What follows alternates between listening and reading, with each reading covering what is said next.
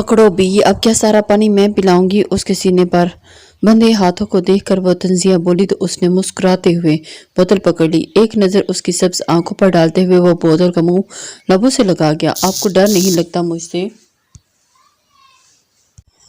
आपको मुझसे डर नहीं लगता? बोतल काउंटर पर रखते हुए वो बोला तो हानिया ठिठक कर मुड़ी और उसे देखने लगी, जिसका लहजा और बात ही नहीं अंदाज भी बदला हुआ था। वो शायद उसे डराना चाहता था। नहीं, वह मुस्कुराकर एतमाद से बोली। बहजाद ने तमस्खर से आबरू उचकाए। क्यों? घर में कोई नहीं सिवाय हम दोनों की। वो उसे डराना चाहता था। एक्सक्यूज मी, ये मेरा घर है, तुम्हारा नहीं। अगर तुम्हारी याददाश्त कमज़ोर है तो बता दूं कि 5 गार्ड्स बाहर मौजूद हैं। वो मेरी एक पुकार पर दौड़ते हुए आएंगे और तुम्हारे समझने से पहले तुम्हारा हलवा बना देंगे। वो अकड़ कर बोली और बहजाद ने सर खुजाया। वो हंसी और फिर अचानक वो हुआ जिसका वो तसव्वुर भी नहीं कर सकती थी। बहजाद ने आगे बढ़कर उसके दोनों हाथ पकड़े और दूसरा हाथ उसके मुंह पर दबाकर उसकी पुश्त काउंटर से लगा दी। बहजाद ने उसकी होप से फैली आंखों में देखते हुए अब रुझ गई। आप बुलाओ अपने गार्ड्स को। वो उसके कान के करीब झुककर बोला। हानिया ने आग बगोला होकर मजामत की। बार बार करीब मत आया करें। आपको तो कुछ नहीं, पर हमें बहुत फर्क पड़ता है मैडम। वो उसके मुंह पर हाथ हटाकर उसके चेहरे से बाल हटाने लगा। हानिया का चेहरा सुर्ख पड़ गया था। वो उसके सुर्ख चेहरे पर एक मुस्कुराती नजर डालकर जो उसे समझाना चाहता था समझाकर भी वहां से निकलकर लाउंज में आ गया और वो गहरा सांस लेती उसकी पुश्त को देखती रहेगी। वो लाउंज में आई और उसे नजरअंदाज करते हुए मुलाजमा को बुलाकर खाना बनाने का हुक्म देती खुद चेंज करने चली गई। जब वो वापस आई तो मुलाजमा डाइनिंग टेबल पर खाना लगा रही थी।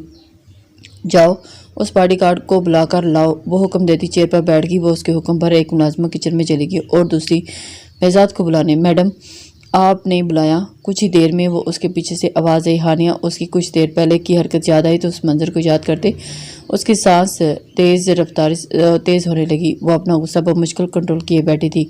बैठो, वो आहिस्ता से बोली। बहजाद ने उसके लहजे पर नज़र उठाकर उसे देखा। नाइट सूट में गोल्डन चमकते बालों के साथ उसका साइड फेस दिख रहा था और उसे अंदाज़ा लगाने में देर नहीं हुई थी कि वो काफ़ी गुस्सा है। इसलिए वो चुपचाप बैठ गया। नाराज़ हैं? कुछ देर बाद वो शर्मिंदगी से पूछने लगा। हानिया ने गुस्से से सर उठाया। तुम्हें क्या लगता है नाराज़ होना चाहिए? उसके हाथ एक पल के लिए थम गए थे और उसे सवालिया नज़रों से देखने लगी। एक लिहाज से होना चाहिए, दूसरे से नहीं। वो कंधा उचकाकर बोला। दोनों वजूहात बयान करो। चलो, वो हुक्म देती हुई बोली। पहला ये कि मैं आपको बताना चाहता था कि करीब आने से कैसा फील होता है। वो कुछ इस तरह से झुककर बोला और उसकी सरगोशीनुमा लहजे पर वो सुर होकर नजरें अपनी प्लेट पर झुका गई। ये तो सच था कि उसकी हालत खुद गैर हो गई थी। और दूसरा, उसने खुद को संभाल कर पूछा, ज़्यादा कसाई की सपूतरी मत बना करें। मैं इससे ज़्यादा खतरनाक हूँ। वो कहकर लगाकर हंसा और इस फसू हेज माहौल में उसके कहके ने सारा सहर तोड़ दिया। हानिया ने फौरन उठाकर उसे मारा और जिसे कैच कर लिया। बहुत खतरनाक है मैडम। सर नफ़ी में हिलाते हुए बोला। हानिया खिलखिलाकर हंसी और फिर किचन में खड़ी कुक और मुलाजमा एक दूसरे को चेहरे को देखकर मुस्कुराई थी। बच कर रहना। दूसरा पोक उठाकर उसे वार्न करने लगी थी। मुझसे? बहजाद ने गहरी नज़रों से देखते उसे फिर से डराना चाहा। बचा कर रखना। उसने मुस्कुराती नज़रों से देखा। दिल में छुपा कर रखूंगा। बहजाद ने अपनी पलकों को हल्का सा झुककर सर तस्लीम हम कर लिया था। उसने कहा नहीं, पर उसकी आंखें साफ बोल रही थी कि जिससे हानिया काफ़ी झिझक रही थी। कुछ देर बाद उनकी खामोशी से खाना खाया और फिर हानिया उसे गुड नाइट विश करते हुए हज़ारों सपने अपने पलकों पर सजाए अपने रूम में सोने चली गई। वो उसे बता कर गई थी कि डैड ने कहा कि जब तक वो नहीं आ जाते बहजाद वहीं रुक कर इंतज़ार करे उनका। बहजाद का इरादा भी यही था। ऐसे कैसे उसे छोड़कर चल जाता। वो सर हिलाकर लाउंज में बैठ गया। रात तकरीबन 3 बजे के करीब हारिस सब घर में दाखिल हुए। बहुत बहुत शुक्रिया बहजाद कि तुम यहाँ मौजूद रहे। उसे ठीक से घर पहुँचा दिया, वरना उसने यूँ अचानक वहाँ आकर मेरी जान निकालने में कोई कसर नहीं छोड़ी थी। हारिस साहब ने मशकूर होते कहा। सर, ये तो मेरा फ़र्ज़ था। आप बेफिक्र रहें, जब तक मेरी ड्यूटी रहेगी आप दोनों को कुछ भी नहीं होने दूंगा।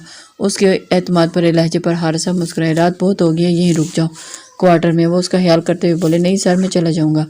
वैसे भी मैडम ने कहा है कि परसों से आना जॉब पे, तो आज मैं जा रहा हूँ। उसने इनकार किया तो हारिस साहब मजीद इस्तार करना मुनासिब ना समझा। वो उसकी बाइक देख चुके थे, इसलिए उसे ड्रॉप नहीं कहा और फिर अपने रूम में चले गए। बहजाद बाइक स्टार्ट करता हुआ ہان مینشن سے نکل گیا اور اپنے بستر پر لیٹے۔ حارث صاحب کی سوچ اس کے ارد گرد گھوم رہی تھی کہ وہ کیسے اسے براک ڈینل کی جگہ پر لائیں۔ سر، کوئی رمیسا نامی لڑکی آپ کا پوچھ رہی ہے؟ ریسیپشن پر موجود لڑکی نے سیاہ چادر میں چھپی رمیسا کو دیکھتے ہوئے کان میں لگے ہینڈ فری سے ہادی کو مخاطب کیا۔ لیپ ٹاپ پر ٹھک ٹھک کرتی اس کی انگلیاں ساکت ہوئیں۔ رمیسا، وہ یہاں؟ وہ بڑبڑایا۔ جی سر، وہ آپ سے ملنا چاہتی ہیں۔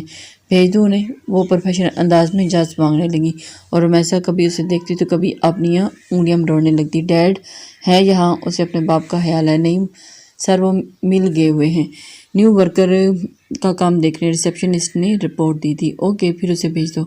ہادی نے سکون کا سانس لیا۔ Okay sir. وہ کال منقطع کرتی رمیسا کو لفٹ اور 3rd فلور پر موجود ہادی کے روم کا راستہ سمجھاتی اپنے کام میں مصروف ہوگی۔ شکریہ۔ رمیسا مسکراتی ہوئی آگے بڑھ گئی تھی۔ شکریہ۔ رمیسا مسکراتی ہوئی آگے بڑھ گئی۔ میں آئیس کم ان سر، گلاس ڈور دھکیل کر اندر آتی وہ شرارت سے بولی تھی۔ تم اندر آ چکی ہو؟ اس نے بغیر نظریں اٹھاتے تن تیز لہجے میں کہا اور اس کا غصہ سمیٹتی مسکرائی۔ ہادی نے دل کے ہاتھوں مجبور ہو کر محسوس انداز میں اس پر سرسری نظر ڈالی اور انٹرکام پر پیون کو 1 کپ کافی اور 1 کپ آئس کریم کا کہا۔ آپ ناراض ہیں ہادی؟ وہ وہیں کھڑی بڑھائی ہوئی آواز میں اس کے سرد مہری پر بولی تھی۔ کیوں آئی ہو یہاں؟ کام بتاؤ اور جاؤ یہاں سے۔ اس کی بات کو نظر انداز کرتا اٹھا اور پرنٹر سے پرنٹ ہو کر نکلتے پیجز کو جمع کرتا فائل کی شکل میں دینے لگا۔ وہ خاموشی سے اس کے بیگانے تاثرات کو دیکھنے لگی۔ میں ایک کام ان سر، دروازے پر دستک سن کر رمیسا کی آواز اس کے گلے میں ہی دب گئی۔ آ جاؤ۔ اجازت دیتے ہوئے وہ واپس اپنی چیئر پر بیٹھ گیا۔ یہ سامنے ٹیبل پر رکھ دو۔ اس نے پیون کے ہاتھ میں موجود ٹرے کی طرف اشارہ کرتے ہوئے میز اور اس کے گرد رکھے 2 سیٹر صوفے کی جانب اشارہ کیا۔ پیون سر ہلاتا ایک نظر سائڈ پر بلیک چادر میں کھڑی رمیسا پر ڈال کر کافی کا کپ اور آئس کریم رکھ کر جانے کی اجازت مانگنے لگا۔ یلو رس کی 2 کاپیز کرواؤ اور ایک ڈیڈ کو دینا اور دوسری مینیجر کو۔ اس نے وہ فائل اس کی جانب بڑھاتے ہوئے کہا اور اسے جانے کی اجازت دی۔ اوکے سر، وہ کہہ کر چلے گیا۔ آپ میری مجبوری سمجھ کیوں نہیں رہے ہادی؟ میں کیسے آ سکتی تھی ان امیر لوگوں کی پارٹی میں؟ اگر کوئی پوچھتا میں کون ہوں تو تم کیا کہتے؟ یہ ایک ملازم کی بیٹی ہے جسے میں محبت کرتا ہوں، وہ اور موویز کی طرح اس کے لیے سب سے لڑ کر اب شادی کروں گا۔ وہ مجبوری اور احساس کمتری کا شکار ہوتی چیخ پڑی تھی۔ ہادی نے گھور کر اسے دیکھا جس کی آنکھیں پانی سے بھر چکی تھی۔ جب محبت کی ہے تو نبھاؤں گا مس رمیسا، اس کے لیے بھی مجھے جان بھی دینی پڑی تو میں دے دوں گا، پر تمہیں اپنا بناؤں گا۔ آئی سمجھ وہ اٹھ کر اس کے قریب پہنچ کر اس کے چہرے کو ہاتھ میں بھر کر اس کی بھیگی آنکھوں کو دیکھتا ہوا گہرائیوں سے کہہ رہا تھا جہاں وہ بستی تھی، جبکہ پلکوں کی نوک پر رکے رمیسا کے آنسو اور اس کے گال پر پھسل آئے تھے۔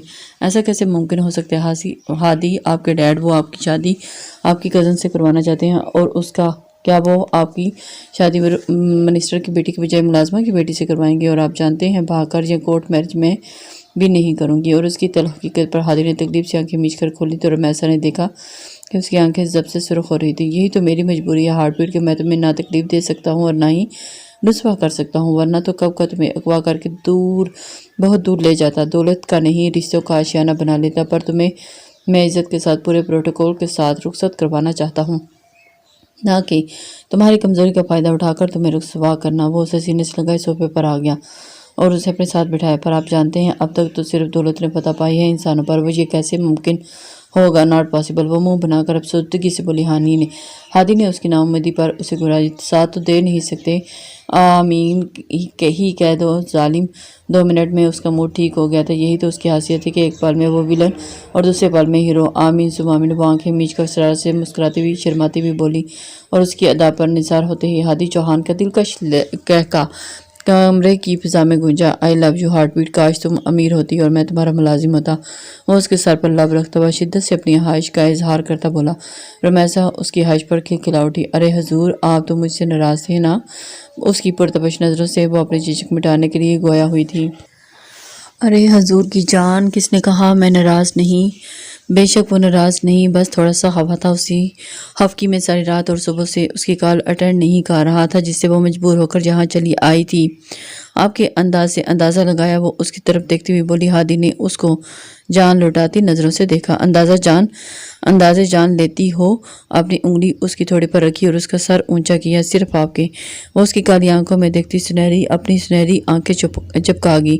پھر اب میرا اندازہ کیا کہہ رہے ہیں؟ وہ ذرا سا قریب ہوئی تو رمیسا گھبرائی۔ آپ کے اندازے کہہ رہے ہیں؟ وہ آنکھوں میں بے باکی سے شرم سے لاپ لا رہی تھی۔ ہاں، آگے بھی کچھ کہہ رہے ہیں؟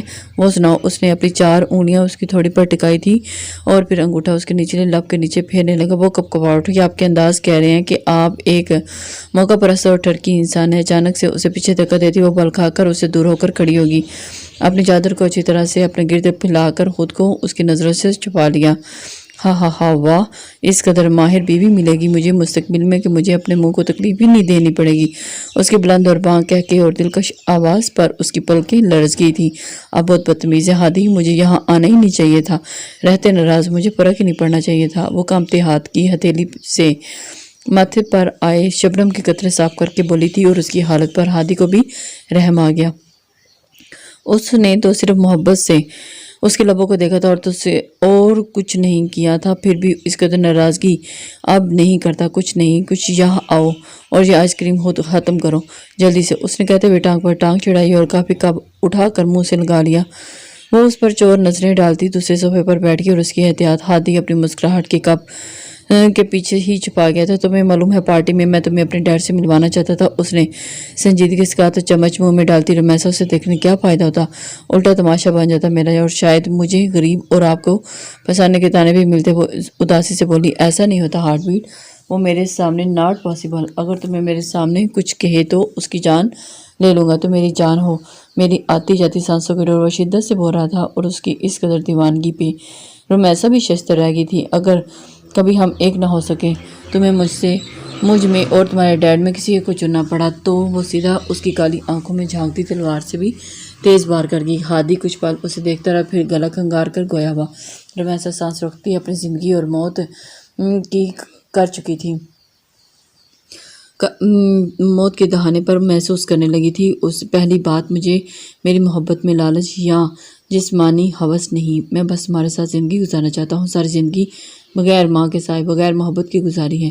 جہاں دیکھا لالچ اور دولت کی ریل پھیل اور اس کی دولت کو زیادہ سے زیادہ کرنے کی جستجو دیکھی ہے۔ بیرون ملک بینکوں میں جائیداد بنانے کا جنون بچپن سے یہی سب سنا ہے میں نے، اور اس کی خواہش میں بھی، کیونکہ صحبت گہرا سے ڈالتی ہے، اور بس میں بھی اس کا عادی بھی ہونے لگا تھا اپنے باپ کے کہے پر عمل کرتے ہوئے۔ میں نے ہانیہ کو اپنی محبت کے جال میں پھنسانے کی کافی حد تک کوشش بھی کی۔ پھر تم میری زندگی میں آئی اور تب تک میں نے جانا کہ زندگی صرف دولت سے نہیں، محبت سے بھی جی جاتی ہے۔ تمہیں جانا ہے، تم سے ملا، تمہیں محسوس کیا، اور پھر برسوں سے سوئی محبت کی پیاس انگڑائی لے کر بیدار ہوئی، اور میں نے ہانیہ خان کے ساتھ تمہیں ابھی اپنی زندگی میں شامل کرنے کا فیصلہ کر لیا، تاکہ میں اپنے باپ کے لیے دولت اور محبت بھی حاصل کر سکوں۔ اور وہ نظریں کہاں پر جھکائے مجرم بنا بول رہا تھا۔ غور سے سنتی رمیسا کا منہ کھل گیا تھا۔ ہادی، اس نے صدمے سے چور لہجے میں دیکھتے ہوئے بولا تھا اور آواز میں پکارا، پہلے میری پوری بات سن لو ہارٹ بیٹ۔ ہادی نے جھکی نظروں سے اسے کہا۔ رمیسا اپنے اندر ہمت پیدا کرنے لگی اور مزید انکشافات کے لیے وہ اٹھ کر اس کے ساتھ بیٹھا اور اس کا چہرہ اپنے ہاتھ میں بھر کر اس کی سنہری آنکھوں میں کالی سیاہ آنکھیں ڈالی اور اسے اپنی طرف متوجہ کرنے پر مجبور کر گیا تھا۔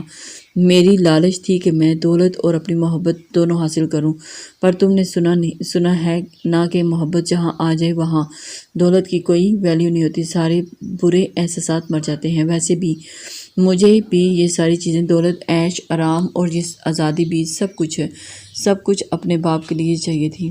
ایک گناہ سا لگنے لگا تھا اور ایک بوجھ سا محسوس ہوا مجھے اپنے کندھے پر۔ اسی کشمکش میں میری زندگی عذاب سی بن گئی تھی۔ سمجھ نہیں آ رہا تھا کہ کیا کروں کیا نہ کروں، بالکل پاگل بنا پھر رہا تھا، اندر ہی اندر تڑپ رہا تھا، اور ایک رات روتے ہوئے اس مرض سے خود کو آزاد کروانے کی دعا کرتے ہوئے سویا، اور پھر وہ کہتے کہتے رکا، اور پھر رمیسا نے بے قراری سے پوچھا، اور پھر میں نے ایک خواب دیکھا کہ ایک تنگ اور تاریک سا کمرہ یا تہخانہ تھا جس کا اندازہ لگانا بہت مشکل ہوا۔ ہوا کا ایک جھونکا میرے قریب نہیں آ رہا تھا جس میں میں سانس لے پاتا۔ میرے لب پیاس کی شدت سے خشک ہوتے بنجر ہو گئے تھے اور حلق میں کانٹے سے پڑ گئے تھے۔ میں قیدی کی طرح کھڑا ہوا اور پھر اچانک مدھم سی روشنی اس کے کمرے کے دونوں کونوں کو روشن کر گئی، اور میں نے اپنی بھیگی آنکھیں اٹھائیں تو دیکھا تو ایک کونے میں دولت ہے اور دوسری طرف تم۔ میں دولت کی طرف جاتا تو تم غائب ہو جاتی، اور میں تمہاری غیر موجودگی پر بن پانی مچھلی کی طرح تڑپ جاتا، اور تمہاری طرف تمہیں پانے کے لیے بھاگتا تو دوسری طرف دولت غائب ہو جاتی۔ میرے سامنے وہ عیش آرام جس کا میں بچپن سے عادی ہوں وہ سب گھوم جاتے اور میں پاگلوں کی طرح سر پکڑ کر روتا نیچے بیٹھ جاتا۔ اور پھر تمہیں معلوم ہے کیا ہوا؟ وہ مسکرا رہا تھا اور میں ایسا ہوں کی طرح اسے دیکھتی رہی۔ کیا ہوا؟ اس نے دھڑکتے دل سے پوچھا۔ مجھے اپنے پیچھے سے ڈیڈ کی آواز آئی اور مجھ سے لڑ رہے تھے کہ شرم کرو، تم رو رہے ہو، مرد بنو اور جاؤ دولت اٹھا لو، لڑکیاں 1000 ملیں گی تمہیں۔ اس کی بات پر میں نے لب پیچھے میں نے انہیں دیکھا اور پھر تمہاری طرف دیکھا۔ تم نے کہا یہ سچ ہے کہ تمہیں سب کچھ ملے گا، 1000 لڑکیاں بھی، پر میں نہیں ملوں گی۔ اور پھر دولت کو دیکھا اور اس کونے سے آواز آئی کہ دولت میں یہ بھی حاصل ہو جائے گی اگر تم غور کرو تو۔ میری پیاس مزید بڑھ گئی اور میں خوش ہو کر اس کی طرف جانے لگا اور ایک بار پھر پیچھے سے آواز آئی، ہادی یہ سب دھوکہ ہے میرے بچے، اس سے تمہاری پیاس مزید بڑھ جائے گی اور رمیسا تمہیں کبھی نہیں ملے گی۔ وہ مگر سا بول رہا تھا اور رمیسا دم بخود اسے سن رہی تھی۔ وہ آواز، اس آواز پر میری دھڑکنیں سست ہو گئی کیونکہ وہ میری ماں کی آواز تھی، میری مرحومہ ماں۔ میں نے ایک دم پلٹ کر دیکھا تو میرے سامنے میرے باپ سے تھوڑا آگے میری ماں کھڑی تھی، سفید لباس میں انہیں دیکھتے ہی جیسے میں پرسکون ہو گیا تھا اور میں روتا ہوا ان سے لپٹنا چاہتا تھا، انہیں بتانا چاہتا تھا کہ میں ان کے بغیر کتنا اکیلا ہوں۔ پر یہ سب میری ماں میرے منہ سے جانے بغیر ہی مسکراتی ہوئی میرے پاس پہنچی اور میں نے دیکھا کہ میرے ڈیڈ ناراض ہو گئے اور میری ماں میرے ماتھے پر ہاتھ پھیرتے ہوئے وہاں اپنے لب رکھ دیے۔ میرے آگ لگے سینے میں ٹھنڈک اتر گئی اور میرے خشک حلق میں نمی اتر آئی۔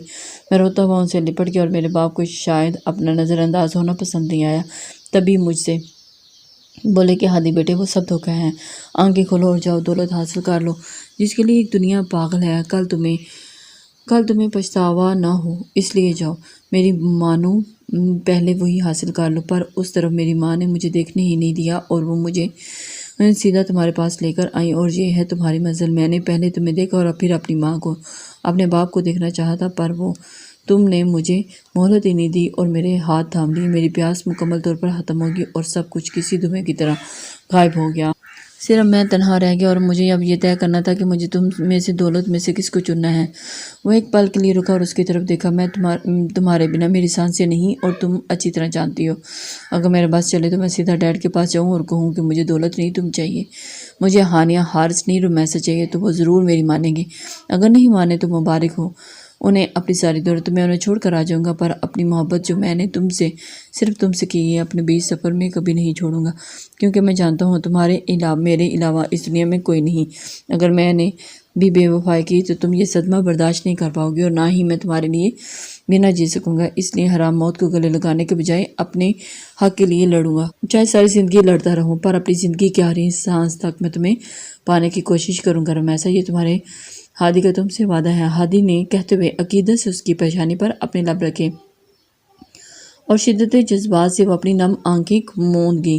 اس کھیل میں وہ ہار سی گئی تھی، اپنے دل کی آواز پر لبیک کہتی وہ اسے اپنا محافظ مان بیٹھی تھی، یہ جانتے ہوئے بھی کہ وہ اسے اپنے مقصد تک پہنچنا ہے جہاں پہنچنے کے لیے اس نے یہ کھیل شروع کیا تھا۔ پر یہ کھیل اب صرف انتقام کا کھیل نہیں رہا، یہ تو زندگی کا کھیل بن گیا تھا۔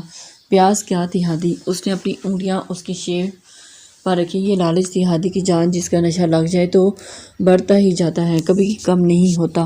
اگر میں دولت کو تھام لیتا تو پیاس مجھے کہیں صحرا میں دور لے جاتی جہاں میری واپسی ناممکن تھی۔ ہادی نے محبت اس کے ہاتھ پر اپنا ہاتھ رکھا۔ پر آپ خود میرے پاس نہیں آئے، نہیں آپ کو آنٹی لے کر آئی تھی میرے پاس، وہ یاد کرتی اسے پیچھے دھکا دے گی۔ ہاں ہاں ہاں، مام جاتے ہوئے ایک بات کہہ کر گئی تھی، وہ تمہیں تو بتانا ہی بھول گیا۔ ہادی نے شرارت بھرے لہجے میں صوفے سے ٹیک لگا کر کہا، کون سی بات؟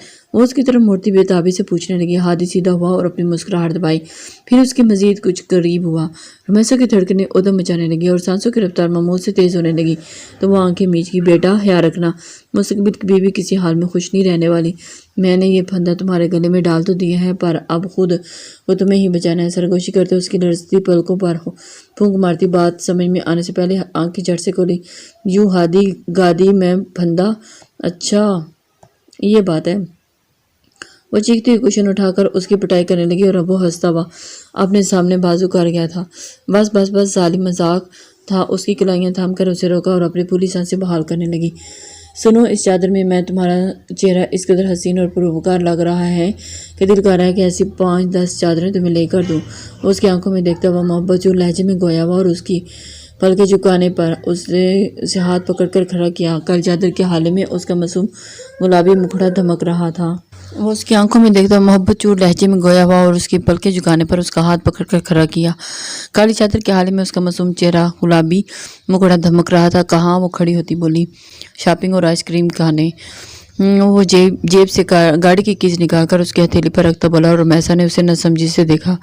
یہ تم لے کر چلو نیچے اور وہاں گارڈ سے میری گاڑی کا پوچھ کر اس میں بیٹھو، میں کچھ دیر میں آتا ہوں تمہارے پیچھے۔ وہ اس کا گال تھپتھپاتے ہوئے بولا۔ وہ سمجھ گئی تھی کہ اسے کوئی غلط نہ سمجھ لے اور پھر اس لیے وہ اکیلے بھیج رہا تھا اسے۔ وہ اس کے آفس سے نکل کر گارڈ کی بتائی ہوئی گاڑی کا لاک کھول کر فرنٹ سیٹ پر بیٹھ گئی۔ کچھ ہی دیر میں ڈرائیونگ سیٹ پر بیٹھتے ہی ہادی چوہان نے اپنا کوٹ اس کی گود میں پھینکتے گاڑی سٹارٹ کی۔ میں نے کچھ کہا ہے؟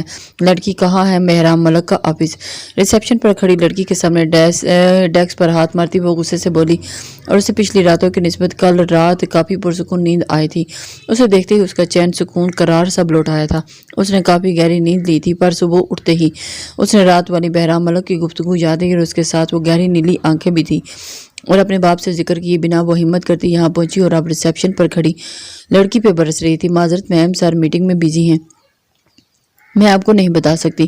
وہ لڑکی گھبرائی ہوئی بولی تو وہ ہونخوار نظروں سے خود کو گھورتی ہانیہ حارث خان کو دیکھنے لگی۔ بلیک جینز، وائٹ شرٹ پر بلیک ہی لیدر کی جیکٹ، پاؤں میں کینوس شوز اور شولڈر کٹ بالوں کی پونی بنائے وہ اپنے ہی سبز آنکھوں میں ایک طوفان لیے اس بیچاری کو دیکھ کر گھور رہی تھی۔ بھاڑ میں گئی تمہارے سر کی میٹنگ، انڈرسٹینڈ، غصے میں کہتے ہوئے وہ اس کے سامنے سے لیپ ٹاپ کھینچ کر خود ہی اس کا آفس روم معلوم کرنے لگی۔ میم، آپ اچھا نہیں کر رہی، یہ غلط ہے، ہم آپ کو گارڈ سے کہہ کر یہاں سے نکال دیں گے۔ وہ لڑکی اس سے لیپ ٹاپ جپٹتے بولی۔ ہانیہ تب تک بہرام ملک کے آفس کے روم کے بارے میں جان چکی تھی۔ ٹاپ فلور، فرسٹ روم۔ گارڈز باہر نکالو اسے۔ وہ اپنی نوکری کو بچانے کے لیے گارڈز کو بلانے لگی۔ ہانیہ سب کو ہکا بکا چھوڑ کر بھاگ کر لفٹ میں داخل ہوئی اور اللہ کا شکر کرنے لگی۔ جب تک گارڈز پہنچتے وہ پہلے ہی لفٹ میں بند ہو چکی تھی۔ اپنے آفس میں بیٹھا بہرام ملک سامنے بیٹھے اپنے ترکی کی کلائنٹ سے میٹنگ جاری رکھتے وقتاً فوقتاً لیپ ٹاپ کی اسکرین پر نظر ڈال لیتا جہاں پر لفٹ انٹرنس اور ہال کا منظر واضح تھا۔ ہانیہ کا لیپ ٹاپ چھپنا اور پھر گارڈ سے بھاگ کر لفٹ میں داخل ہونا اس کی نظروں کے سامنے تھا۔ وہ لفٹ سے نکلتی ٹاپ فلور کے فرسٹ روم میں گلاس ڈور کو اپنی ٹانگ سے دھکیل کر اندر داخل ہوئی۔ رکیے میڈم، باہر نکلیں۔ گارڈز، مینیجر اور سامنے کیبن میں بیٹھی سیکرٹری بھی اس کی حرکت پر گھبرا کر باہر نکلی۔ بہرام ملک، اس نے ٹھوکر سے گلاس ڈور دھکیلتے ہوئے اندر داخل ہو کر اسے تمسخر سے پکارا پر جب سامنے صوفوں پر بیٹھے ترکیوں کو دیکھا تو وہ لاپینچتے حیرت سے انہیں دیکھنے لگی۔ آئی ایم سوری سر، یہ میڈم زبردستی اندر گھس آئی ہیں۔ سیکرٹری گھبراتی ہوئی معذرت کرتی ہانیہ کو بازو سے پکڑ کر لے جانے لگی۔ چلیے میڈم، بعد میں آ جائیے گا۔ اسے گھسیٹ کر لے جانے لگی پر ہانیہ نے غصے سے اسے پیچھے دھکا دیا۔ بھاڑ میں جائے تمہارا بعد میں ابھی کبھی بات کرنا چاہتی ہوں۔ میں اس کمینے انسان سے وہ گرائی اس کے ترکی کے کلائنٹ حیرت سے اسے دیکھ رہے کلائنٹ حیرت سے اس کی اردو زبان اور چیخو پکار سن رہے تھے پر ان کے پلے کچھ نہ پڑا۔ اس کے لفظ کمینے پر جہاں سیکرٹری گھبرائی تھی وہیں بہرام ملک کے ماتھے پر لاتعداد شکنیں نمودار ہوئیں اور اس کی آنکھوں میں غصے اور ضبط کی لالی ابھری۔ آپ کو I am sorry sir, ma'am please چلیے۔ وہ 2 منت کرتے ہوئے ہاتھ جوڑتی اسے لے جانے لگی۔ ہانیہ غصے سے کینوس شوز میں مقید اپنا پاؤں اس کے ٹیبل پر مارتی اسے تیش دلا گئی تھی۔ Excuse me gentlemens. نظریں ہانیہ پر ٹکا کر اس نے کلائنٹ سے درخواست کی کہ وہ جو دلچسپی سے ہانیہ خان کے تماشے کو دیکھ رہے تھے فوراً سر ہلا کر اٹھ کھڑے ہوئے۔ مس عشاء، آپ انہیں میٹنگ روم میں بٹھائیں، میں وہیں آتا ہوں، اپنی سیکرٹری سے بولا اور سر ہلاتی کھا جانے والی نظروں سے ہانیہ کو دیکھتی گارڈز کو جانے کا حکم دے کر کلائنٹس کے ساتھ وہاں سے نکلی۔ بہرام نے لیپ ٹاپ بند کیا اور اپنی چیئر کا رخ اس کی طرف کرتے ہوئے پاس رکھے ریموٹ سے دروازہ لاک کر دیا۔ ہانیہ نے بغیر ڈرے دانت پیس کر پہلے اسے دیکھا اور پھر دروازے کو، جس سے باہر کا منظر صاف دکھ رہا تھا۔ جانتی ہو، اس بدتمیزی پر میں تمہیں پولیس کے حوالے کر سکتا ہوں۔ وہ اس کے سامنے آ کھڑا ہوا۔ بکواس بند کرو باسٹرڈ۔ اس کے باقی کے لفظ بہرام ملک کے ہاتھ اور اس کے منہ میں ہی دبا دیے۔ گالی نہیں ہانیہ خان، اس کے سبز آنکھوں میں اپنی گہری نیلی آنکھیں گاڑتا وہ سرد لہجے میں بولا۔ وہ ایک دم اس کے قریب آنے اور اس کے منہ پر ہاتھ رکھنے پر بوکھلا گئی اور اس کی حالت اور پھیلی آنکھوں کو دیکھتے ہوئے وہ دور ہوا۔ کیوں آئی ہو یہاں؟ اس نے سگار لبوں میں دبایا۔ وہ اس کے شاہی انداز پر جل بن گئی۔ تمہاری بہن کا رشتہ لینے، اس کے تل ملا کر کہنے پر بہرام کے لبوں پر تبسم کھلا۔ پھر میرے جواب پر مایوس ہو جاؤ گی۔ اس کا سنجیدہ مگر سرد لہجہ اسے شرارت کے گمان میں الجھا گیا۔ بکواس بند کرو، اس رات تم آئے تھے نا میرے روم میں؟ اس سوال کو کرتے جتنا اسے عجیب فیل ہو رہا تھا، بہرام ملک اس سے زیادہ حیرت سے اسے دیکھا۔ مانا کہ لڑکیاں مرتی ہیں مجھ پر تم اس حد تک پاگل ہو کہ مجھے یہ اندازہ نہیں تھا۔ وہ واقعی حیران تھا یا اسے بیوقوف بنا رہا تھا۔ ہانیہ اس کی بےہودگی پر شعلہ فشاں ہوگی۔ تم نے مجھ سے زبردستی گن پوائنٹ پر نکاح نامے پر سائن لیے تھے۔ اس کا بس نہیں چاہ رہا تھا کہ اس انسان کا نقشہ ہی بگاڑ دے۔ انٹرسٹنگ۔ پھر سگار کا کش لیتے اس نے پرشوق نگاہوں سے اسے سر تپاؤ تک گہری نظروں سے دیکھا اور اس کی گہری نیلی تپش دیتی نگاہوں سے وہ گڑبڑا گئی۔ پھر کو بھیجو بھاڑ میں مسٹر، تم نے میرے ساتھ ایسا کیوں کیا؟ مجھے جواب دو۔ وہ جھٹکے سے اس کے کالر کو مٹھیوں میں دبوچتی چلائی۔ بہرام نے اس کی جرت پر اس کی سرخ آنکھوں اور پھر اپنے کالر پر موجود ہاتھوں کو دیکھا۔ ثبوت دو۔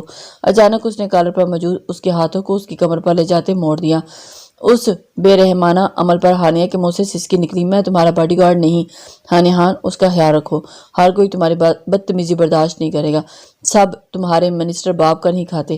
اس کی آنکھوں میں آنکھیں گاڑتے وہ غصے سے سرد لہجے میں بولتا اس کی ریڑھ کی ہڈی میں سنسنی دوڑا گیا۔ اس رات کی طرح ایک بار پھر وہ اس خوف کا شکار ہو کر پھیلی آنکھوں سے اسے دیکھنے لگی۔ وہ بھی مسلسل اس کی سبز آنکھوں میں دیکھتا رہا۔ تم ہی ہو وہ۔ اب مجھے پورا یقین ہو گیا اور وحشت زدہ ہوتی ہوئی وہ خود کو چھڑوانے کی کوشش کرنے لگی۔ ہاں میں ہی تھا وہ بہرام ملک، اس نے سرگوشی نما آواز میں کہا، اور اس کے اقرار پر ہانیہ سن سی اس انجان شخص کو دیکھنے لگی جس میں وہ ملی ہی پہلی بار پارٹی میں تھی۔ اس نے ایسا کیوں کیا اور اس کے ساتھ کیا بگاڑا تھا اس نے؟ تم نے مجھ سے گن پوائنٹ پر نکاح کیا، وہ بھی میرے گھر میں گھس کر۔ کیوں؟ کیا بگاڑا تھا میں نے تمہارا؟ بہرام ملک، اس کی آنکھوں میں آنسو آ گئے۔ آج وہ مجرم اس کے سامنے تھا اور وہ اس کی سرد گہری نیلی آنکھوں سے ہراساں ہوتی اس کا کچھ بھی نہیں بگاڑ پائی تھی۔ اور اس کی مزاحمت پر بہرام نے آہستہ سے اسے خود سے الگ کیا۔ ہانیہ اس سے جھٹکے سے دور ہوتی گہرا سانس بھر کر اپنی کلائیاں سہلانے لگی۔ بہرام کو اس کی آنکھوں میں آنسو دیکھ کر تکلیف ہوئی تھی، کیونکہ میں تمہارا نکاح رکوانا چاہتا تھا اور تمہاری غلط فہمی دور کر دوں کہ میں نے نکاح نہیں کیا تھا، صرف ایک کاغذ پر سائن لیے تھے تمہارے۔ اس نے حیرت سے سر اٹھایا۔ میرا نکاح رکوا کر تمہیں کیا ملتا؟ وہ ہمت کرتی گرائی۔ بہرام نے اپنی خوبصورت مسکراہٹ اپنی انابی لبوں پر سجائی۔ کوئی بزنس مین اپنا نفع نقصان نہیں بتائے گا ڈارلنگ۔ اس نے سگار واپس اپنے لبوں میں دبایا۔ میں کیسے معلوم کہ تم نے مجھ سے نکاح نہیں کیا؟ وہ اتنا خوش ہوئی تھی کہ اس کی خوشی کی کوئی انتہا نہیں تھی۔ اس انجان شخص نے اگر اس سے نکاح نہیں کیا تھا تو یہ کھیل کیوں کھیلا؟ وہ اب اپنے چہرے سے خوشی کے تاثرات مٹائے غم و غصے سے بھری کھڑی تھی۔ بہرام نے ایک نظر اس کے چہرے پر ڈالتے ہوئے ہاتھ بڑھا کر ٹیبل کے دراز سے وہ پیپر نکالے اور اس کے سامنے کیا۔ ہانیہ دھڑکتے دل کے ساتھ سانس روکے انہیں دیکھنے لگی جہاں وائٹ پیپر پر دستخط تھے۔ یہاں تو کچھ نہیں ہے۔ کیوں کیا تم نے یہ سب؟ صرف یہ بتا دو۔ وہ اپنی دستخط کے علاوہ کچھ بھی نہ دیکھ پائی، حق لا کر بولی، کیونکہ میں نے تمہیں کہا تھا کہ تم میری ہو اور جب تک میں چاہوں تم میری امانت رہو گی۔ پھر کیسے میں تمہیں اتنی آسانی سے کسی اور کا ہونے دیتا؟ ہانیہ خان جس پر بہرام ملک کی نظر پڑ جائے وہ صرف بہرام کا ہو، چیز بھی اور انسان بھی۔ وہ برفیلے لہجے میں بول رہا تھا۔ وہ تو مسخر بری نظروں سے اسے دیکھ رہی تھی۔ سب کچھ خرید سکتے ہو بہرام ملک، پر نہ مجھے نہ ہی میرے دل کو، کیونکہ یہ صرف اور صرف بیری کا ہے، میرے باڈی گارڈ کا۔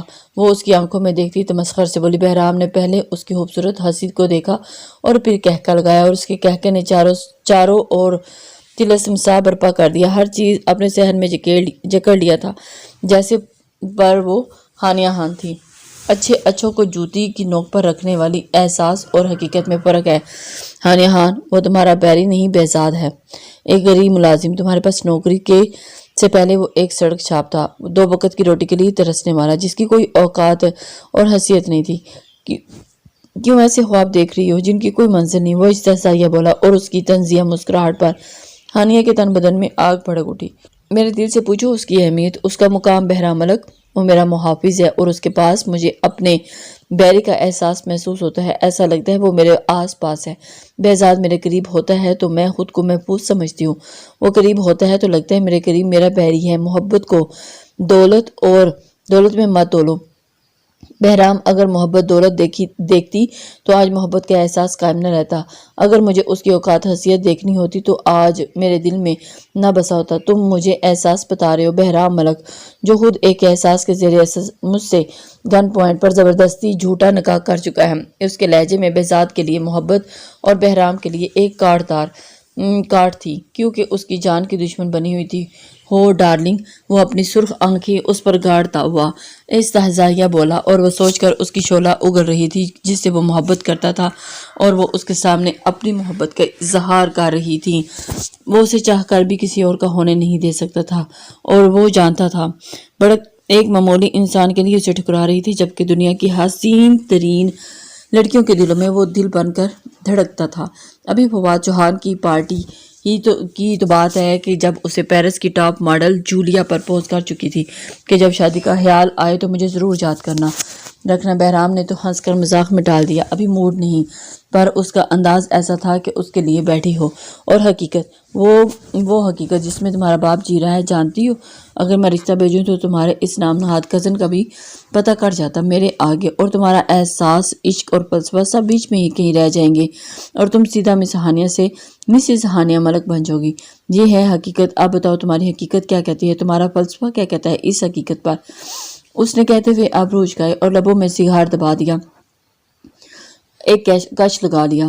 وہ براہ راست اس کی سبز آنکھوں میں دیکھ رہا تھا، اور ہانیہ اس کے اتنے وثوق سے یہ بات کرنے پر کچھ خوفزدہ سی ہوگی، اور اس نے ضائع نہیں ہونے دیا۔ بہرام نے اس کی سبز پھیلی آنکھوں میں دیکھتے اس کے پھڑپھڑاتے لبوں کو دیکھا۔ کیا اسے حقیقت اور تمہاری ہار سمجھوں ہانیہ ڈارلنگ؟ وہ ذرا جھک کر پوچھنے لگا، جس پر وہ بدک کر پیچھے ہوئی تھی۔ اس مغرور انسان کی آنکھیں بہت خوفزدہ کر دینے والی تھی۔ اس پر مزید وحشت برپا کرتا اس کے سرد برفیلا تاثر اسے اپنے غلط قدم کا احساس دلا رہا تھا، اور وہ یہاں آئی ہی کیوں اس کے سامنے؟ ہار نہیں بہرام ملک، اس نے بولنے کی ہمت کی اور اپنے خشک لبوں پر زبان پھیری۔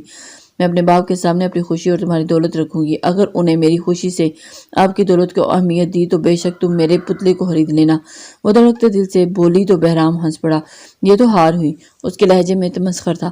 وہ دلچسپی سے اسے دیکھ رہا تھا۔ نہیں، یہ ہار میری محبت کی نہیں، ایک بیٹی کی ہار ہوگی اپنے باپ کے سامنے، کیونکہ جس طرح اپنے سارے رشتے کھوئے ہیں، اسی طرح میرے باپ جیسا بھائی اور پھر ماں جیسی بھابھی اور اپنی شریکی حیات اپنی بیوی کو بھی کھویا ہے۔ اب صرف میں ہی ان کا کل اثاثہ ہوں۔ اگر میں غدار نکلی تو یہ میری محبت نہیں، گناہ ہوگا۔ یہ محبت نہیں جو اپنے ماں باپ کی خوشیوں کو پاؤں تلے کچل کر اپنی محبت کو پائیں۔ وہ تو جسم کی ہوس ہوئی۔ اگر میں نے ایسا کیا تو یہاں آ کر بھی ان میں شامل ہو جاؤں گی۔ اگر میں نے اپنے باپ کی بجائے اپنی محبت کو چنا تو عام محبوبہ کی طرح گھر کی دیوار پھلانگ کر اسے حاصل کیا، تو محبت اور گناہ میں فرق کیا رہ جائے گا؟ محبت اندھی کا مطلب یہ نہیں کہ جو آج کے سستے عاشقوں اور ان کی محبوباؤں نے بنا لیا ہے، اپنی محبت کے آگے اندھے ہو کر تاریکی میں دیوار پھلانگ کر جانا، اس عاشقی کو پایہ تکمیل تک پہنچانا، بس اپنے باپ اور بھائی کی گردن کو کٹوا دینا سب کے سامنے۔ یہ اندھی محبت نہیں۔ یہ اندھی محبت کا مطلب یہ ہے کہ اپنے پیاروں کی خوشی کے سامنے، اپنے حال اور محبوب کے حال کے سامنے اندھے ہو جانا، جیسے کچھ دکھائی نہیں دے رہا۔ اگر دیکھنا ہے تو صرف یہ دیکھو کہ تمہارے پیارے کتنی عزت سے بیٹی بہن کو رخصت کرنے پر فخر سے سینہ چوڑا کر کے چل رہے ہیں۔ محبت قربانی ہے، وہ قربانی جو ہزاروں لوگوں نے دی ہوگی اپنے پورے دل سے۔ تو میں کیا، میری اوقات کیا؟ اگر میرے باپ نے کہا کہ اپنی محبت ان کے پاؤں میں رکھ دوں تو میں رکھ دوں گی، بلکہ اوہ بھی نہیں کروں گی۔ وہ کہہ کر خاموش ہوگی اور مسکراتی نظروں سے اسے دیکھنے لگی۔ کئی لمحے بہرام اس کی باتوں کے طلسم میں کھویا اسے دیکھتا رہا، جس سے ہانیہ کو الجھن ہوگی۔ اور اپنے باڈی گارڈ کے بارے میں کیا خیال ہے جس کی خاموش زندگی میں سپنے سجا رہی ہو؟ ہانیہ کو حیرت نہیں ہوئی اس کے سوالوں پر، کیونکہ وہ جانتی تھی کہ جو شخص اتنا گر سکتا ہے اس کے روم میں آ کر اسے زبردستی دستخط لے سکتا ہے، اس کے لیے کون سا مشکل ہے اس کی پرسنل لائف کو جاننا۔ اس لیے اس نے بہت ہی آرام سے اس کی بات سنی تھی۔ اسے اندازہ تھا کہ وہ کچھ بھی کہہ سکتا ہے۔ اس نے ایک گہرا سانس لیا اور اس کی آنکھوں میں دیکھا۔ وہ سڑک چھاپ سے ہی، لوپ پر لفنگا سے ہی، پر اس کی تربیت جو چھوٹی سی عمر میں کی گئی تھی نا، اس کی وہ تربیت کہتی ہے کہ اس کی سوچ مجھ سے الگ نہیں۔ جہاں اتنے سال سے وہ تنہا جی رہا ہے، وہاں اور کچھ مزید سال جی لے گا، اور جب میری یاد دھندلی پڑ جائے گی تو کسی اچھی وفادار ہم سفر کو تلاش کر کے سکون سے رہے گا۔ میڈم ہانیہ خان کون تھی، کہاں سے تھی، کچھ یاد نہیں رہے گا، اور ویسے بھی مجھ سے زیادہ اسے اپنا فرض پیارا ہے۔ وہ کہہ تو بہت اطمینان سے رہی تھی، پر اس کی ڈبڈباتی آنکھیں، بھیگا لہجہ اور اس کے اندر کی بدتر حالت کا پتہ سامنے والے کو دے گیا تھا۔ وہ سختی سے لب پینچھوں سے گھور رہا تھا۔ اندھے کو کیا چاہیے؟ 2 آنکھیں اور بہرام ملک کو ہانیہ خان چاہیے۔ پھر باہر میں گیا تمہارا باڈی گارڈ، وہ تہس سے کہتا اس کا سکون درہم برہم کر گیا۔ وہ برہمی سے اس گھٹیا شخص کو دیکھتی سامنے ٹیبل پر رکھے پیپر کو دیکھنے لگی جسے بہرام نے اسے دکھا کر وہاں رکھا تھا۔ ایک دم چپٹ کر اس نے وہ پیپر اٹھایا اور دروازے کی طرف بھاگی۔ دروازہ کیوں لاک ہے کمینے انسان؟ وہ ہینڈل کو کھینچتی ہوئی چیخی۔ ہاں بہت خوب۔ وہ سگار ایش ٹرے میں رکھتا 2 ہاتھ پینٹ کی جیب میں پھنسا کر اسے دیکھنے لگا۔ لاک کھولو ورنہ میں تمہارا وہ حال کروں گی جو اپنی مری ہوئی دادی یاد آ جائے گی۔ پاس ہی چھوٹی ٹیبل پر رکھی انتہائی خوبصورت پھولوں کے ڈیکوریشن پیس کو ٹانگ سے نیچے گراتی وہ دھاڑی پر اس پر کوئی اثر نہ ہوا، بپھری ہوئی اسے دیکھتی ہوئی دروازے کی طرف پلٹی تھی۔ کوئی ہے؟ دروازہ کھولو، مجھے اس کمینے شخص نے قید کر لیا، پلیز ہیلپ می۔ کیوں؟ اس کی چیخو پکار دے کر کہیں سے نہیں لگ رہا تھا کہ ہانیہ خان ہوم منسٹر کی بیٹی ہے۔ وہ مسکراتا ہوا اس کے پیچھے آ کھڑا ہوا اور اس کے دروازے پر مکے برساتے دیکھ رہا تھا۔ وہ گھر میں کسی کو بتا کر نہیں نکلی تھی۔ اپنے باپ کو ڈرائنگ روم میں موبائل پر محو گفتگو دیکھ کر وہ خاموشی سے نکل آئی تھی اور یہاں سے سیدھا بہرام ملک کے آفس کے سامنے رکی تھی اور اس بلڈنگ کو ٹی وی پر بھی دیکھ چکی تھی، پر اس بادلوں کو چھوتی عمارت کو اپنی نظروں کے سامنے دیکھ کر وہ مبہوت ہوئی۔ دروازہ لاکڈ اور روم بھی ساؤنڈ پروف ہے، بہرام نے اس کے کان کے پاس جھک کر سرگوشی نما آواز میں کہا، جس پر ہانیہ کا حلق خشک ہو گیا۔ وہ مڑ کر اسے دیکھنے لگی اور پھر اسے بالکل سامنے کھڑا پا کر دروازے سے چپکی ہوئی پیپر وال ہاتھ میں اپنے کمر سے لگا لیا تھا۔ اتنی سی بات پر اتنی بڑی تقریر اور میرا قیمتی وقت برباد کر چکی ہو، اوپر سے اب یہ چوروں والی حرکت۔ متبسم لہجے میں وہ اسے شرم دلانا چاہتا تھا، پر وہ ہراساں سی اسے دیکھ رہی تھی۔ گرے 3 پیس سوٹ میں اونچا لمبا اور ورزشی جسامت والا دیو جیسا بندہ اس پر چھایا ہوا تھا اور اس سے اٹھتی اس کے کلون کی دل فریب خوشبو اس کے حواس پر طاری ہو رہی تھی۔ وہ دلچسپی سے اس کے بدلتے تاثرات اور غصے سے چھوٹی سی ناک کو دیکھتے ہوئے بہرام ملک کا دل کیا کہ جھک کر اسے چھو لے۔ بکواس بند کرو، میں تمہارے منحوس خواب کبھی پورے نہیں ہونے دوں گی اور ساری دنیا کے سامنے تمہارا گھٹیا چہرہ لاؤں گی، جسٹ ویٹ اینڈ واچ۔ ایک ہاتھ کی انگلیوں سے اس کی آنکھوں کے سامنے چٹکی بجاتی وہ اسے چیلنج کرنے لگی۔ یو نو ڈارلنگ، میری مام کو تم بہت پسند آئی ہو۔ انہیں صرف یہ اعتراض ہے کہ تم غصہ بہت کرتی ہو اور ڈیڈ کو تو پہلے ہی میری پسند بہت خوب پسند ہے۔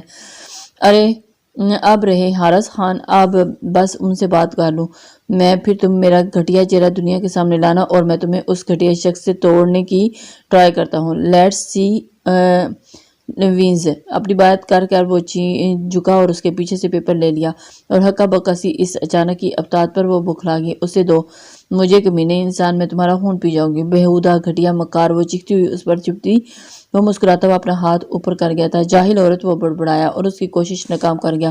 وہ جمپ لگاتی اس پیپر کو چھیننے کی کوشش میں بحال تھی اور اس کا سانس پھول گیا تھا اور اس نے ناکام ہوتے اپنے کینوس شوز میں مقید پاؤں اس کے گھٹنے پر مار دیا۔ اس کی حرکت پر وہ بلند کہکا لگا اٹھا، یہ تم چھین کر کیا سمجھ رہے ہو؟ بچ جاؤ گے ورڈز کے فیمس بے غیرت بزنس کے کیڑے انسان۔ میں ہانیہ خان وہ تمہارا حال کروں گی کہ تمہیں اپنی مری ہوئی دادی یاد آ جائے گی۔ وہ ہار مان کر بولی اور جینس کی جیب میں رومال نکال کر اپنا ماتھا صاف کرنے لگی۔ بہرام نے لاپرواہی سے کندھے اچکائے اور پیپر فولڈ کر کے جیب میں رکھ دیا۔ صاف ظاہر تھا کہ اس کی گالیوں کا اثر ہو رہا ہے، نہ ہی چیخوں کا اور دھمکیوں کا۔ جان گئی ہوں تمہاری کامیابی کا راز، وہ دانت پیس کر بولی اور اس کی گہری نیلی آنکھیں، واؤ، مجھ سے بھی شیئر کرو نا۔ وہ اسے حیرت سے دیکھ رہا تھا اور اس کے اس طرح اندازے پر بھی۔ میں سننا چاہوں گا اپنی کامیابی کا راز۔ اس کا پھولا ہوا سانس دے کر وہ میز پر پانی کا گلاس لے آیا اور اس کے سامنے کیا۔ ہانیہ نے سرخ خونخوار نظروں سے پہلے اسے دیکھا اور پھر گلاس کو اور ہاتھ بڑھا کر اسے دھکا دیتے نیچے گرا دیا۔ روم کی فضا میں چناک کی آواز گونجی، یہی کہ تم ایک نہایت ہی ڈھیٹ اور کمینے شخص ہو جو صرف انسانوں کو بے شرموں کی طرح سنتا ہے اور اپنا کمینہ پن دکھاتا ہے، رائٹ؟ یہی ہے نا تمہاری کامیابی کا راز؟ وہ چلا کر کہہ رہی تھی اور بہرام ملک نے مسکرا کر بغیر برا مانے اس کی جیکٹ میں لگے بٹن کو ایک دم کھینچ کر الگ کیا اور مسکراتی نظروں سے اسے دیکھنے لگا۔ ہانیہ کا رنگ زد پڑ گیا۔ بہت ہوگی، مووی ریکارڈ اب ختم۔ وہ ریموٹ سے لاک کھولتا اسے وہیں بت بنا چھوڑ کر مائکرو کیمرہ جیب میں ڈالتا میٹنگ کے لیے روانہ ہوا اور پچر کچھ یاد آنے پر وہ رکا۔ یاد رہے کہ اب اگر تم نے اپنے باپ سے اس بات کا ذکر کیا تو تمہارے یہ دستخط اس پیپر کے بجائے نکاح نامے پر نظر آئیں گے۔ دنیا میں ٹیلنٹ کی کمی نہیں ہے۔ وہ کہہ کر رکا نہیں اور ہانیہ کا وہ حال تھا کہ ابھی اس کے ہاتھ میں پتھر ہوتا تو وہ بہرام ملک ان کی دونوں آنکھیں پھوڑ دیتی۔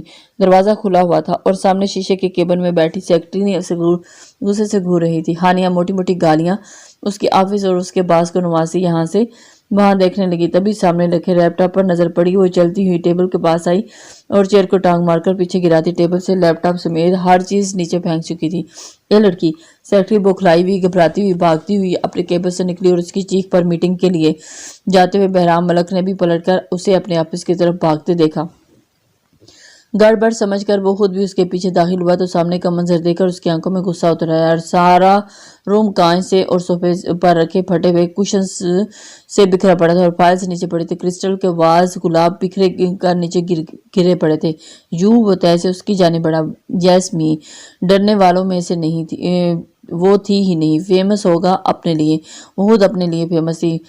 بھیک کے لیے آ جانا دروازے پر، وہ کہہ کر وہاں سے نکلتی چلی گئی۔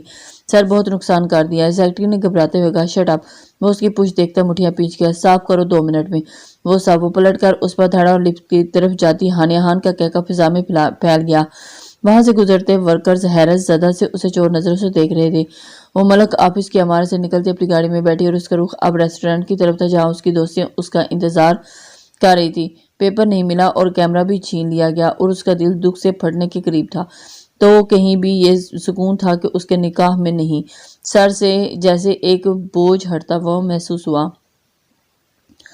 کچھ زیادہ ہی تانیہ نے بگڑتے ہوئے موڈ کے ساتھ۔ تمہیں نہیں کہا انتظار کرنے کے لیے، غصے سے کہتے اس نے ترچھی نظروں سے گھورا اور اس کا موڈ ابھی تک خراب تھا۔ اتنی محنت سے اپنے باپ سے چھپ کر آرڈر کیا گیا مائکرو کیمرہ بھی گیا اور ریکارڈنگ بھی، پیپرز بھی ہاتھ میں آتے آتے گئے۔ چلو شکر ہے اس گھٹیا ترین شخص نے اس سے نکاح نہیں کیا، پر ہادی سے نکاح رکھوایا کیوں تھا؟ وہ گہری سوچ میں تھی۔ اپنی محبت کے لیے اسے اتنا یقین تھا تو پھر آ جاتا رشتہ لے کر، دیکھ لیتا اپنا انجام کہ اس کے باپ اور فواد انکل کی دوستی کتنی گہری ہے۔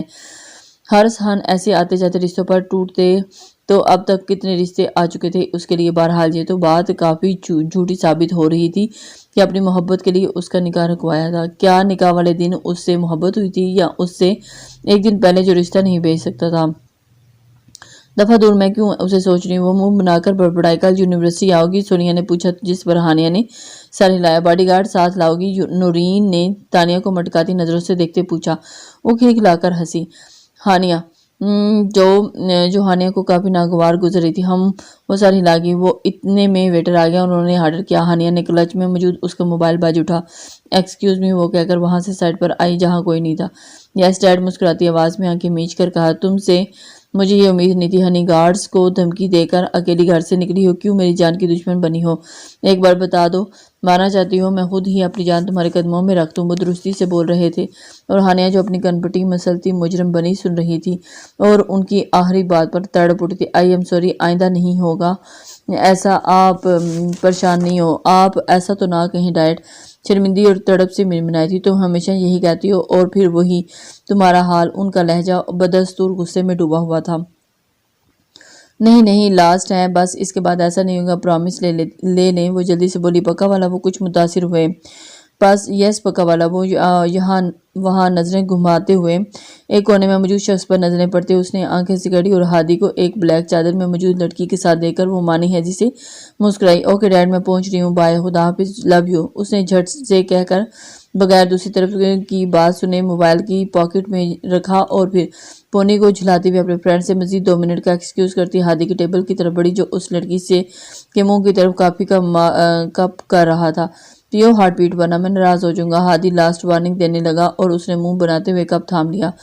ہائے، what a romantic scene, what a romantic scene. وہ اس کے پاس چیئر کھسکا کر بیٹھی اور دونوں ہتھیلیاں گال پر ٹکا کر اچانک چھاپا مارتی بولی۔ ہادی ہانیہ کو اچانک سامنے پا کر چونکا اور وہیں رومانسا کا رنگ سفید پڑ گیا۔ اس نے گھبرا کر کپ نیچے رکھا اور ڈرتے ڈرتے ہادی کو دیکھنے لگی۔ اگر آج میں نہ آتی تو مس کر دیتی اس پیارے سے کپل کو۔ اس نے اپنی آنکھیں نچا کر ہادی کو دیکھتے چبا چبا کر کہا۔ ہادی نے اسے اگنور کیا۔ سوری، اس نے رومانسا کو آنکھوں سے ریلیکس رہنے کا اشارہ کیا اور ہانیہ کی جانب متوجہ ہوا جو اسے غصے سے گھور رہی تھی۔ فارورڈ، اس نے ہلکا سا ہاتھ ٹیبل پر مارتے ہوئے پوچھا، میں تم سے شادی نہیں کرنا چاہتا، میں رومیسا سے پیار کرتا ہوں اور اسی سے شادی کرنا چاہتا ہوں۔ میں نے اب تک جو بھی تمہارے ساتھ حرکتیں کی ہیں اس کے لیے آئی ایم سوری۔ جانتا ہوں یہ بہت چھوٹا لفظ ہے، پر میرے پاس یہ کہنے کے علاوہ اور کچھ نہیں۔ Again sorry for every thing. وہ نادم سے بول رہا تھا اور ہانیہ اچانک سے اس انکشاف پر کیا کرے سمجھ نہیں آ رہا تھا اسے۔ تمہیں تو میں میرے ڈیڈ اور اپنے ڈیڈ کے سامنے کہنا پڑے گا۔ اس نے سرسری سی نظر گھبرائی بیٹھی رومیسا کو دیکھتے ہوئے، ہاں ضرور، پر صرف کچھ وقت دو پلیز۔ ویسے بھی ابھی ہماری شادی کا ذکر نہیں۔ ڈیڈ اپنے ٹینڈر میں مصروف ہیں اور انکل الیکشنز میں۔ اس کی بات پر وہ کچھ دیر سوچ کر مان گئی اور رومیسا کی طرف ہاتھ بڑھایا۔ ہانیہ ہاں جانتی تو ہوگی، اس نے نحوبت سے کہا۔ رومیسا اس کے ہاتھ کو دیکھتی مسکراتی اور اس بات میں سارے لاتی اس کا ہاتھ تھام گئی۔ رومیسا مدھم لہجے میں بتایا۔ وہ بمشکل سن سکی۔ اس نے مسکراہٹ روک لی۔ خوبصورت ہے پر مجھ سے زیادہ نہیں، اس نے مغرور لہجے میں کہتے ہوئے اپنی سبز آنکھیں گھمائیں، جس پر رومیسا تو ہوں سی اس کی کانچ کی گڑیا کو دیکھنے لگی۔ البتہ ہادی ہنس پڑا اور بولتی بھی چوزوں کی طرح ہے۔ اس نے اس کی مدھم آواز پر چوٹ کی تھی۔ ہاں اسے ڈر لگتا ہے گلا پھاڑ کر بات کرنے والیوں سے، اس نے شرارت سے چھیڑا، جس پر ہانیہ نے گھور کر اسے دیکھا۔ کیا مطلب ہے تمہارا؟ میں گلا پھاڑ کر باتیں کرتی ہوں؟ وہ چیخ پڑی تھی۔ ہادی زور سے ہنسے اور رومیسا بھی ہنسنے لگی۔ میں نے تمہارا تو نام بھی نہیں لیا ہانی۔ ہانیہ سر کھجاتی جنب گئی اور وہ اس وقت اتنی پیاری لگی کہ رومیسا بے ساختہ دیکھتی رہ گئی اسے۔ ہاں ایک چیز اچھی ہے اس میں جو میرے پاس نہیں۔ وہ مایوس ہوئی اور ہادی کو حیرت سے ہوئی کس چیز کی کمی۔ رومی نے اسے بھی دیکھا، اس کے ڈمپل اور اس کی انگلی اس کے گالوں کی طرف اور اس کی آنکھوں کی طرف کرتے ہوئے اس نے آنکھیں میچی اور ہادی اور رومیسا اتنی سی بات پر اس کے یوں مرجھا جانے پر پریشان ہوئے۔ آپ تو ایک خوبصورت مجسمہ ہیں، آپ میں کوئی کمی ہی نہیں۔ رومیسا کو اس گڑیا کا مرجھا جانا اچھا نہیں لگا، تبھی جھٹ سے بولی اور ہادی اور ہانیہ دونوں ہنس پڑے۔ جانتی ہوں، وہ اپنی پونی جلاتی ہوئی بولی اور اس کی آئس کریم کپ سے چمچ بھر کر اپنے منہ میں ڈال دیا۔ مہمان کو سوکھے منہ بھی نہیں بھیجنا چاہیے، گناہ ملتا ہے، وہ کہتی ہوئی اٹھی اور دونوں ہنس پڑے اس کے انداز پر۔ تمہیں معلوم ہے اس کا بھی فیورٹ فلیور اسٹرابیری اور چاکلیٹ ہے؟ ہادی نے اس پر انکشاف کیا۔ وہ کھلکھلائی۔ ساری دنیا کا ہو سکتا ہے، صرف اس کا نہیں، کہتی ہوئی وہ اچانک خاموش ہوگی۔ کیا ہوا؟ دونوں کو خاموش دیکھ کر رومی نے پوچھا۔ ہادی نے نفی میں سر ہلا دیا۔ کس کے ساتھ آئی ہو ہنی؟ باڈی گارڈ کو نہ پا کر ہادی نے پوچھا۔ دوستوں سے ملنے آئی ہوں، اکیلی، بس جا ہی رہی تھی۔ ہانیہ جلدی سے بولی تھی۔ ہمارے ساتھ چلو، رومی کو ڈراپ کر کے تمہیں چھوڑ آؤں گا۔ تارٹ والا کیس تو جانتی ہو، اس نے آفر دی تھی اور خطرے سے آگاہ بھی کیا تھا۔ نہیں، تم اپنے ڈیٹ کو انجوائے کرو، میں چلی جاؤں گی۔ وہ کہہ کر اس کی سنے بغیر ہی وہاں سے چلی گئی۔ پاگل ہے بالکل، میں انکل کو انفارم کرتا ہوں، اس نے کہہ کر حارث صاحب کو اس کی موجودگی کا بتایا، جنہوں نے شکریہ کہہ کر اسے ساتھ لانے کا کہا۔ ہادی نے اوکے کہہ کر کال منقطع کر دی۔ وہ کیوں اکیلے نہیں جا سکتی؟ رومیسا نے حیرت سے پوچھا۔ نہیں یار، کافی خطرہ ہے، تم سمجھ نہیں رہی، پہلے بھی کئی بار اٹیک ہو چکے ہیں اس بار، اور یہ انکل کی کمزوری ہے، سب جانتے ہیں، اور یہ ہے کہ بے فکر بنی گھوم پھر رہی ہے۔ انکل نے اس کی پروٹیکشن کے لیے باڈی گارڈ بھی رکھا ہوا ہے جو کہ 12 گھنٹے ساتھ رہتے ہیں، اور یہ میڈم اسے چھٹی دے کر چھپ کر گھر سے نکل آئی ہے۔ ہادی نے منہ بنا کر بتاتے پر رومیسا ہنس پڑی۔ کتنی خوبصورت اور کیوٹ ہے نا؟ اس نے گردن گھما کر اسے دیکھا جو دوستوں کے ساتھ بیٹھی فورک سے کچھ منہ میں ڈال دی ناک سی کوڑ رہی تھی۔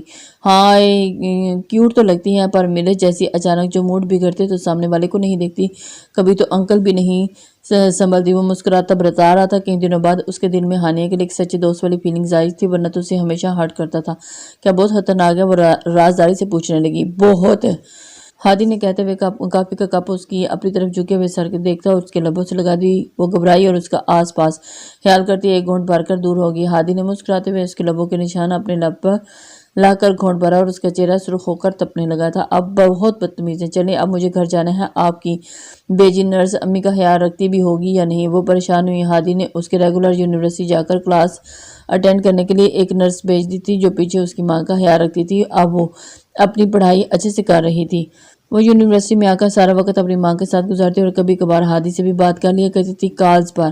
وہ نرس ہی ہوتی اور ٹیبل کی سطح کو اپنے ناخنوں سے کھروچنے لگی تھی۔ ریلیکس چلتے ہیں، صرف ہنی کو اپنی فرینڈ سے فری ہونے دو۔ کھانے سے تم نے تو قسم لے لی ہے کہ اپنی ماں کے ساتھ ہی کھانا ہے، میں چاہے بھوکا ہی رہوں۔ وہ ناراض، اوف آپ بنا ہادی، میرا سچی میں دل نہیں کہہ رہا کھانے کو۔ اور رومیسا نے اس کا ہاتھ پکڑ کر منت کی۔ ہادی نے مسکراتے ہوئے نفی میں سر ہلا دیا۔ اسے فنش کرو، اس نے آئس کریم کی طرف اشارہ کرتے ہوئے اسے جو آدھا تھا۔ رومی نے مسکراتے ہوئے سر ہلا دی اور ہادی نے اس کے سر پر چپت ماری تو وہ ہنس پڑی۔ پھر کچھ دیر کے بعد ہانیہ کے نکلتے ہی وہ اس کے پیچھے ہوئے، اسے گھر تک بحفاظت چھوڑ کر رمیسا کو اس کے گھر کی گلی کے سامنے ڈراپ کرتے اس کے جانے کے بعد وہ خود واپس آ گیا۔ جہاں اب فواد صاحب بھی موجود تھے، وہ خاموشی سے اپنے روم میں گیا اور اپنا ادھورا کام کرنے لگا۔ کیا ہوا ڈیڈ، آپ پریشان ہیں؟ لاؤنج میں بیٹھے حارث صاحب کو سوچوں میں محو دیکھ کر وہ پاس بیٹھتی پوچھنے لگی۔ نہیں بیٹا، ایسا کچھ نہیں ہے۔ وہ چونکے اور اس کی گردن کے گرد اپنے بازو ڈال کر وہ اپنے سینے سے لگاتے ہوئے بولے، جھوٹ، آپ پریشان ہے، بتائیں مجھے، آپ کو میری قسم۔ وہ جھٹ سے حارث صاحب کا ہاتھ اپنے سر پر رکھی۔ ہنی، کتنی دفعہ کہا یہ حرکت مت کیا کرو، تمہیں سمجھ نہیں آتا؟ حارث صاحب غصے سے بولے، ہاں تو پھر نہیں کروں گی نا، آپ ایک بار ہی میری بات مان لیا کریں۔ منہ بنا کر بولی، کچھ نہیں بیٹا، بس میں نے اور فواد نے کمشنر سے تمہارے مسئلے کی بابت ڈسکس کیا اور انہوں نے رضوان تاڑ سے جاننے کی کوشش کی، پر وہ سب سے لا علم ہے، اسے نہیں معلوم کہ یہ کس نے کیا۔ اس نے اقرار کیا ہے کہ اس نے ہم پر حملہ ضرور کیا ہے، پر ایسا نکاح والا کام نہیں کیا، یہ کوئی اور ہے، چھپا ہوا دشمن ہے۔ ہانیہ کا سر سہلاتے وہ پریشانی سے بول رہے تھے۔ ہانیہ لب پینچ گئی، وہ چاہ کر بھی انہیں نہیں بتا سکی اور کہ وہ مجرم کوئی اور نہیں بلکہ بہرا ملک تھا۔ تم فکر نہ کرو، جلدی وہ مجرم تمہارے سامنے ہوگا، اسے ایسی سزا دلوائیں گے کہ اس کے خاندان کی 7 نسلیں بھی یاد رکھیں گی۔ ان کے لہجے میں انجان دشمن کے لیے درستی تھی۔ ثبوت تو آئے پھر نکل گئے ہاتھ سے۔ چلو اب بہت دیر ہوگی، سو جاؤ، اٹھو، شاباش میرا بیٹا۔ خود کھڑے ہونے کے ساتھ ساتھ اسے بھی کھڑا کیا اور اس کے روم کی طرف لے گئے۔ ڈیڈ، مجھے ابھی نیند نہیں آ رہی، ہانیہ نے منہ بنایا اور اس سے الگ ہونے کے لیے مزاحمت کرنے لگی، پر حارث صاحب اس کے حق میں نہیں تھے۔ وہ مسکراتے ہوئے اس کے بیڈ روم میں لے آئے اور بیڈ پر بٹھا کر غصے سے سونے کا حکم دیا۔ ملازمہ اسٹرابیری فلیور دودھ کا گلاس لے کے آئی تو وہ اسے بلا کر اس کے اوپر کمفرٹ ڈالا۔ اب اچھی بچی کی طرح سو جاؤ، جیسے ایک اچھا بچہ سوتا ہے، شاباش۔ انہوں نے کھڑکی اور بالکونی کو لاک کرتے ہوئے گلاس ڈور اچھی طرح سے بند کیا اور پردے برابر کرتے ہوئے اس کی جانب بڑھے۔ ڈیڈ، پردے تو ہٹا دیں، میں نے چاند دیکھنا ہے۔ وہ روحانسی ہو کر چاند کے چھپ جانے پر بولی، صبح دیکھ لینا، ابھی سو جاؤ۔ اپنی سوچوں میں گھرے وہ بولے جس پر ہانیہ ہوں کی طرح انہیں دیکھنے لگی ہیں۔ دن کو کب چاند نکلنے لگا؟ ڈیڈ، وہ حیران ہوئی۔ حارث صاحب کو اپنی بات کا احساس ہوا تو وہ ہنس پڑے۔ میرا چاند تو تم ہو ڈارلنگ، جو ہر وقت میری آنکھوں کے سامنے رہتا ہے۔ وہ اس کے پاس آ کر جھکتے ہوئے انتہائی محبت سے کہتے ہوئے اس کے ماتھے پر بوسہ دینے لگے، اوہ، تو آپ کا مطلب ہے کہ میں آپ کو چاند کہوں، اس لیے آپ کہہ رہے تھے صبح دیکھ لینا۔ او مائی گاڈ، ہاں ہاں ہاں، وہ کھلکھلا کر ہنسی۔ ہاں تو کیا ہم کسی سے کم ہیں؟ حارث صاحب نے مصنوعی سنجیدگی سے گویا ہوئے اور ہانیہ کا ہنس ہنس کر برا حال ہو گیا۔ تمہاری مام تو چھپ چھپ کر مجھے دیکھتی رہتی تھی رات کو، اور ان کا تو چاند میں ہی تھا۔ وہ غمگین ہو گیا اور لہجے میں تھکن سی اتر آئی۔ ہانیہ نے ایک دم سنجیدہ ہو کر ان کا ہاتھ تھام لیا۔ گڈ نائٹ مائی ڈارلنگ۔ اسے سیریس ہوتے دیکھ کر اپنے چہرے پر خوشگواری سجائے پر بوسہ دیتے ہوئے اسے سونے کی تلقین کرتے ہوئے وہاں سے چلے گئے تھے۔ I am sorry